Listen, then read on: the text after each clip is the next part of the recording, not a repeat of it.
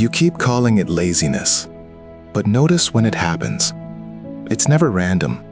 It shows up right when something matters, right when the task feels exposed, right when someone might see what you're capable of, or worse, what you're not. You don't avoid everything. You avoid specific things.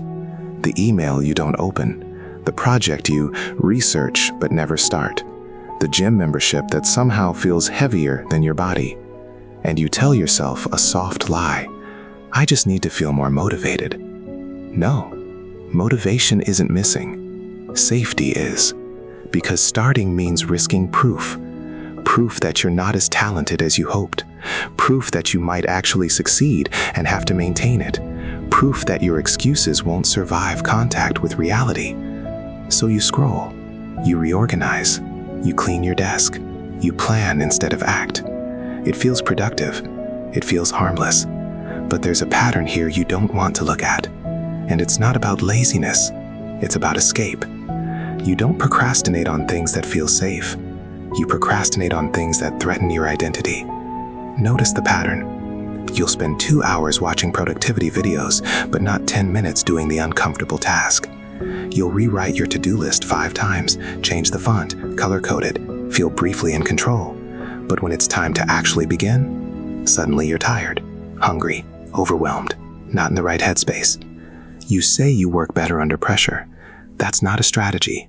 That's avoidance with a deadline. Here's the uncomfortable mirror. You don't fear failure as much as you fear finding out who you are without excuses. And here's the brutally honest part. If you tried fully and still weren't exceptional, you wouldn't know how to protect your ego. So you stall, because unfinished potential feels safer than tested reality. You tell yourself you're just figuring things out, but deep down you know. You're not confused. You're cornered. And the thing chasing you isn't the task, it's what the task might reveal. Here's what you haven't said out loud. If you never fully try, your story stays intact. You get to believe you're meant for more. You get to imagine the version of you that would dominate if circumstances were different, if timing was better, if you were finally ready. But ready for what? You're not waiting for clarity. You're waiting for certainty. And certainty doesn't exist in places where identity is on the line. So you protect the idea of yourself instead of confronting the reality of yourself. That's the trade.